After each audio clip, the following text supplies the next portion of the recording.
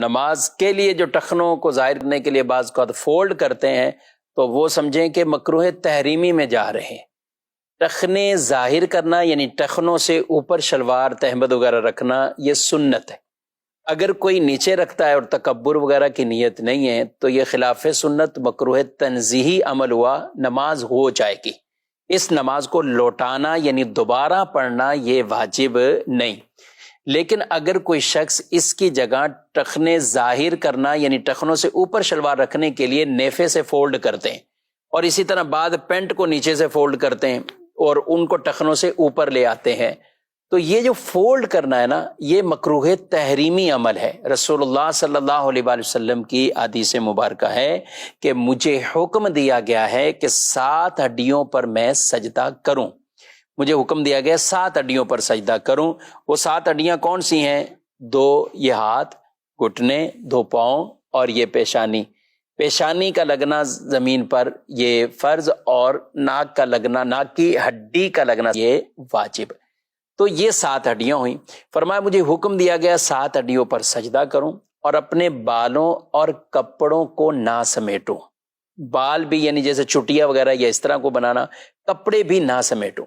تو یہ کپڑے جو فولڈ ہوتے ہیں، جن کو شلواروں کو بطور خاص نیفے سے فولڈ کیا جاتا ہے، تو یہ ٹھیک عمل نہیں ہے، یہ مکروہ تحریمی ہے۔ اسی طرح پینٹ اگر کوئی نیچے سے بھی فولڈ کرتا ہوا اوپر رکھ لیتا ہے تو یہ بھی مکروہ تحریمی عمل ہے۔ وہ نماز کو واجب الاعادہ بنا دیں گے، یعنی وہ نمازیں واجب الاعادہ ہو جائیں گی، ان کو دوبارہ پڑھنا واجب ہو جائے گا۔ اگر کسی کی شلوار یا پینٹ بڑی ہے تو اسے چاہیے کہ پھر اولاً تو یہ چاہیے کہ ہونی اتنی چاہیے کہ ٹخنے ظاہر ہو جائیں، لیکن اگر ہے بڑی تو پھر وہ نارملی چھوڑ دے، یعنی ان کو فولڈ نہ کرے، نہ نیچے سے کرے نہ نیفے سے کرے، تاکہ ایسا نہ ہو کہ مکروہ تنزیہی سے تو بچ رہا ہے لیکن مکروہ تحریمی کے عمل میں پڑ رہا ہے۔ تو یوں اسے خیال اس چیز کا رکھنا ہوگا، اور کوشش یہی کریں ہمارا لباس ہی اتنا ہونا چاہیے کہ جو سنت کے مطابق ہو، اور ٹخنے بغیر فولڈ کے ہی ہماری شلواریں اتنی ہوں، پینٹ پہنے تو وہ اتنی ہو، یا تہمد ہے تو وہ اتنی ہو کہ وہ ٹخنے اس سے ظاہر ہوں، یعنی ٹخنوں سے وہ اوپر ہو۔ اس چیز کا خیال اگر نمازی حضرات رکھیں گے، ہم بکثرت شہروں کے اندر جو افراد رہتے ہیں تو وہ پینٹ کے ساتھ یہی معاملہ کرتے ہیں، عام حالت میں پینٹ نیچے ہوتی ہے اور نماز کے لیے اس کو فولڈ کر کے کوئی آدھی پنڈلی پہ کوئی پتہ نہیں کہاں لے کے جا رہا ہوتا ہے، تو ان کی نمازیں مکروہ تحریمی ہو رہی ہوتی ہیں۔ یہ خود بھی مسئلہ سمجھنا چاہیے اور اپنے دوسرے بھائیوں تک بھی اس مسئلے کو پہنچانا چاہیے۔ ہاتھ کے بعض اوقات یہ کلائیاں آدمی وضو کر کے آتا ہے، تو اب یہ وضو کیا اور اب یہ وضو کر کے آئے، اب اسی طرح ہی آپ نماز شروع کریں گے کہ تو یہ نماز بھی مکروہ تحریمی ہے، یہ نماز بھی آپ، جی ہاں، یہ نماز آپ کی مکروہ تحریمی، یعنی اس نماز کو بھی دوبارہ پڑھنا یہ واجب ہوگا۔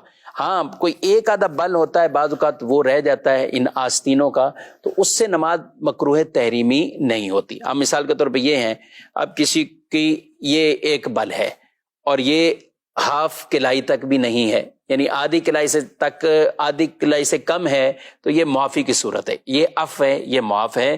لیکن شلوار کے نیفوں کے حوالے سے یہ نہیں کہا جائے گا کہ وہاں ایک بل وہ چھوٹ ہے، پینٹ کے اندر نیچے سے ایک بل کو چھوٹ ہے، ایسا نہیں ہے۔ یہ صرف یہ جو حکم ہے یہ کلائیوں اور ان بازوں کے حوالے سے، کیونکہ عام طور پہ وضو کے بعد کچھ نہ کچھ یہ کپڑا ایسے فولڈ رہ جاتا ہے، لیکن جو نیچے ہی نہیں کرتے اور یہاں تک چڑھا ہوا ہے اور اسی طرح آگے نماز شروع کر دی، تو ان کی نماز بہرحال مکروہ تحریمی واجب الاحدہ ہو رہی ہوتی ہے۔